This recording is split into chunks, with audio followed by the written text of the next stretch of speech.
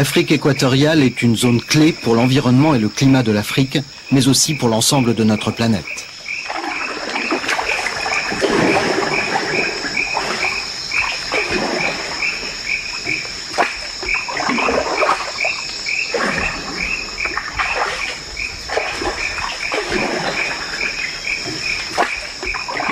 Aujourd'hui, on sait que les écosystèmes tropicaux, caractérisés par l'incroyable diversité des plantes et animaux, produisent naturellement de très grandes quantités de gaz qui s'échappent au-dessus de la forêt.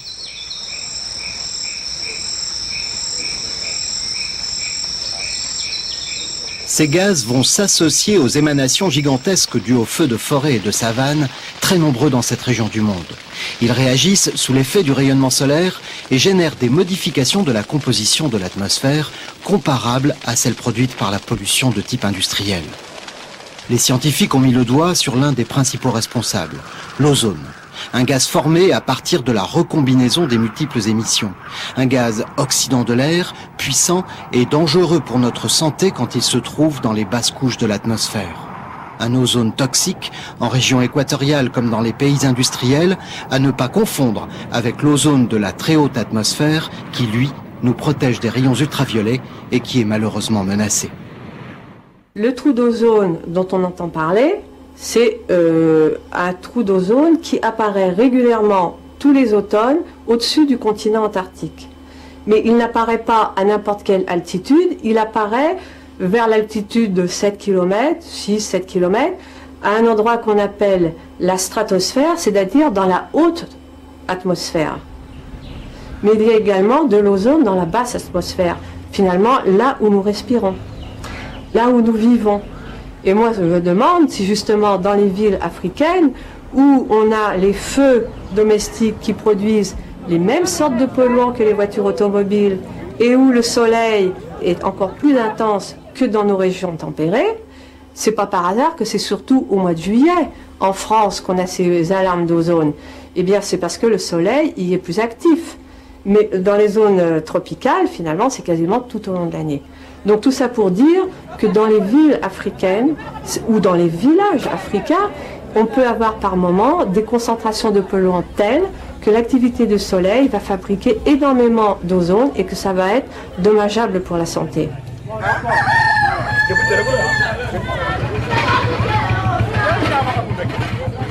C'est ce même ozone, avec d'autres gaz comme le gaz carbonique, le méthane ou indirectement les oxydes d'azote, qui sont par ailleurs responsables de l'effet de serre qui réchauffe actuellement notre planète.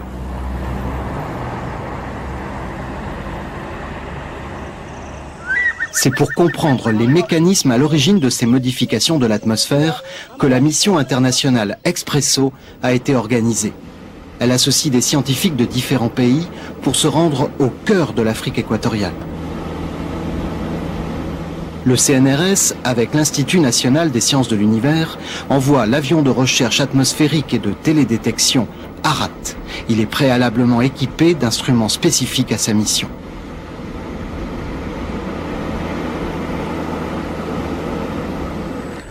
À la France est associé le Centre national de recherche atmosphérique américain, l'Institut des applications spatiales de la Commission européenne, les universités du Congo et de la République centrafricaine.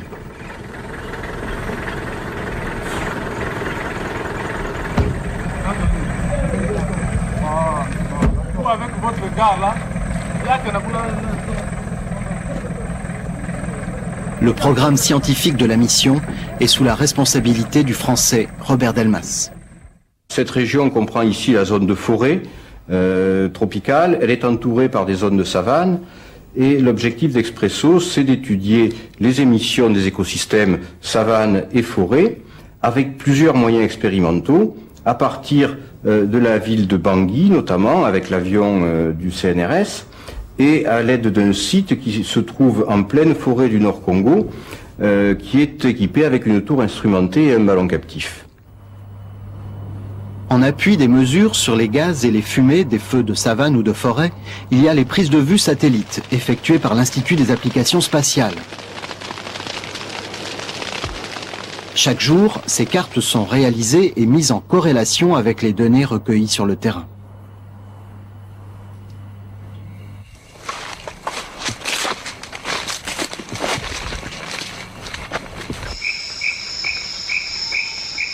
Pour les scientifiques de la mission Expresso, l'analyse des sols où la matière végétale et animale entre en putréfaction et où les arbres s'enracinent, cette analyse est primordiale. Le sol émet notamment des oxydes d'azote et du méthane en terrain humide. Des gaz qui, même si nous ne les sentons pas, existent en quantité infime et vont se mélanger à d'autres pour devenir les constituants de l'atmosphère.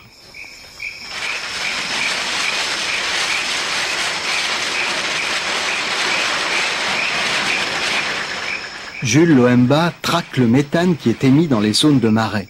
Il prélève l'air emprisonné dans les sacs pour en analyser le contenu moléculaire et détecter les traces de méthane.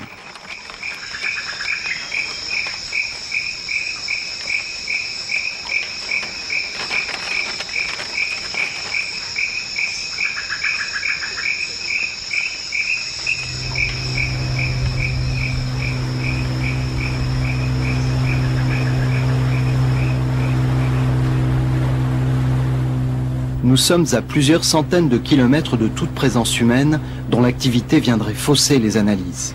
Faute d'électricité, les chercheurs ont recours à des groupes électrogènes pour alimenter leurs instruments de mesure. Les groupes sont soigneusement filtrés pour ne pas polluer l'atmosphère dans l'environnement là où se font les prélèvements. Ici, ce sont les gaz en toute petite quantité et leurs mouvements qui vont pouvoir être analysés jusqu'à 60 mètres de hauteur.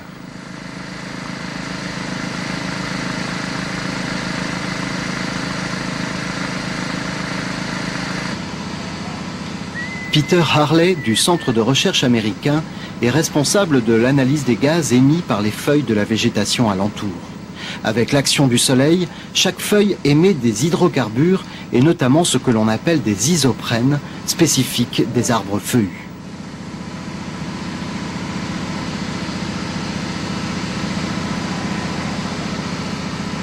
Des pompes sont disséminées dans la forêt et aspirent l'air vers les analyseurs.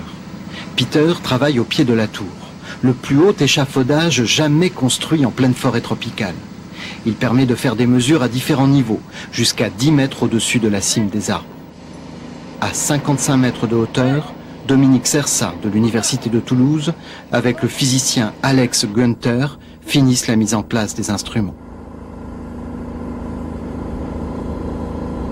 Oui, alors là on amène un analyseur d'isoprène rapide. Et ainsi qu'une pompe de prélèvement des échantillons. Ensuite, donc derrière, on a sur la baume à 55 mètres du sol à peu près la direction, la vitesse du vent, la température et l'humidité moyenne. Ensuite, on a de l'autre côté un Sony qui donc me donne le vent dans les 3 dimensions. Ensuite, une plaque qui permet de mesurer les flux. Et enfin, un capteur d'ozone rapide. Tout ça étant connecté par-dessous sur la plateforme qui se trouve à 50 mètres du sol.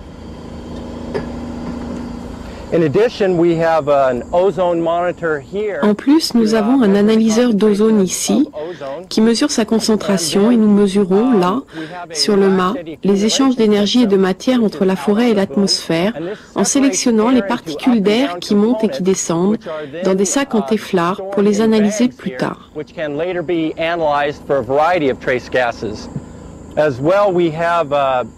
Nous mesurons aussi la température, l'humidité, la vitesse du vent, sa direction. Là, on a un pluviomètre et l'ensemble des paramètres est envoyé sur cette acquisition.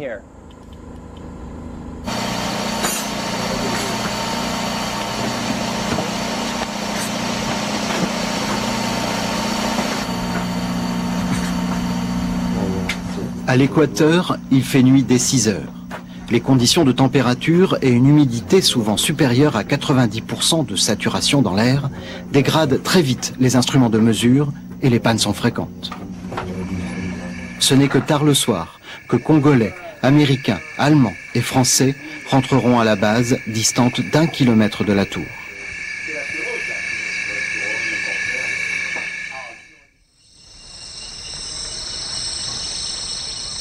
5 heures du matin, un brouillard épais recouvre la station.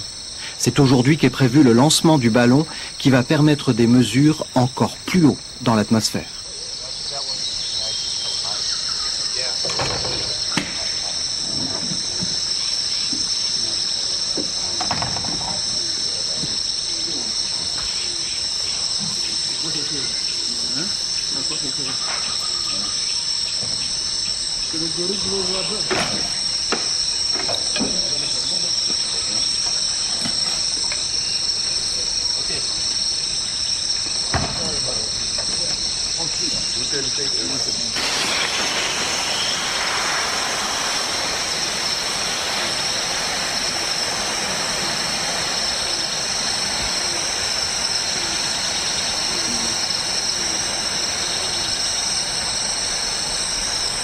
Nous plaçons plusieurs sondes sur le ballon et nous faisons voler le ballon jusqu'à une certaine altitude, 600 mètres, voire 1 kilomètre.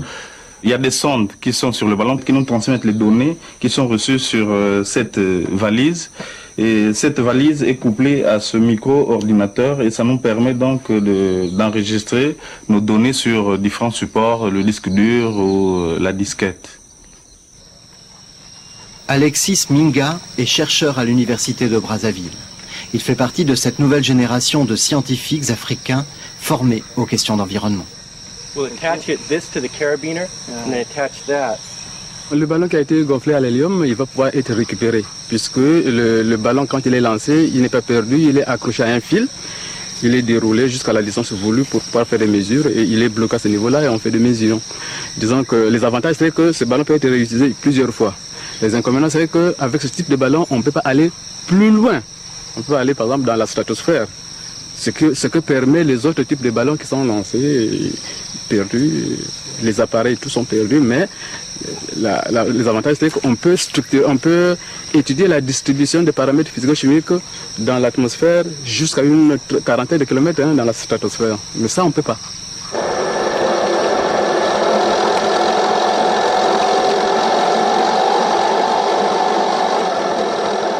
Le ballon ne dépassant pas les 600 mètres, c'est donc à l'avion Arat qu'incombent les mesures depuis 100 mètres jusqu'à 4 km d'altitude.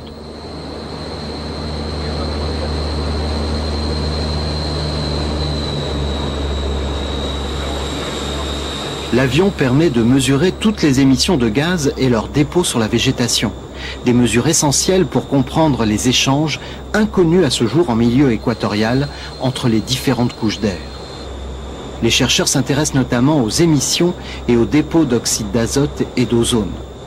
Par ailleurs, des filtres permettent de récupérer les fines particules appelées aérosols en suspension dans l'air. C'est en France qu'ils sont analysés.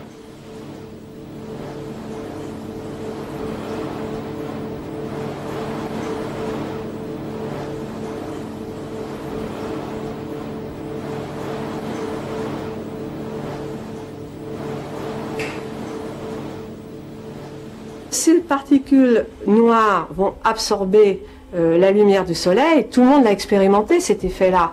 Il suffit de mettre en plein été un t-shirt noir. On transpire à grosses gouttes parce que le t-shirt emmagasine la chaleur. Eh bien, les particules de carbone suisse, c'est pareil. Elles vont capter l'énergie lumineuse, la garder et réchauffer l'atmosphère. Le réchauffement de la planète, c'est ce que l'on appelle l'effet de serre, l'une des préoccupations majeures des scientifiques d'Expresso. À l'échelon global, un des grands enjeux sera de comprendre les modifications climatiques induites par tous ces gaz et susceptibles d'affecter notre planète. Dans cette zone qui est la troposphère libre, les constituants produits ont une durée de vie relativement longue, donc ils peuvent être transportés sur des grandes distances et ils peuvent être également injectés dans la stratosphère ou dans les hautes couches de l'atmosphère. À l'échelle globale, l'ozone va avoir un impact plutôt climatique. Or, le changement de climat, finalement, va intéresser tout le monde. Ça va intéresser aussi bien les pays d'Afrique que les pays tempérés et que les pays en zone polaire. On aura peut-être dans les pays tempérés de plus en plus de tornades.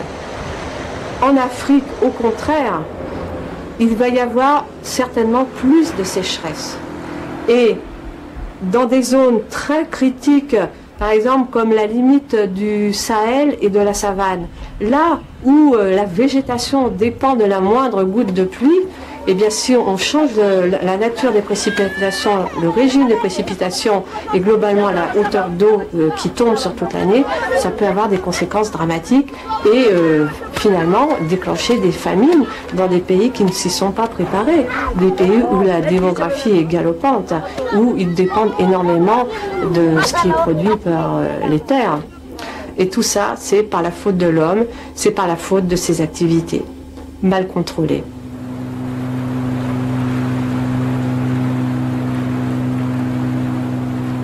Aujourd'hui, les analyses sont encore en cours. Il est en fait difficile en microclimatologie de faire des prédictions. Les phénomènes sont complexes. C'est pour cela que des missions comme Expresso sont importantes. Elles sont les premières pierres d'une compréhension globale des phénomènes qui interagissent au niveau de notre planète.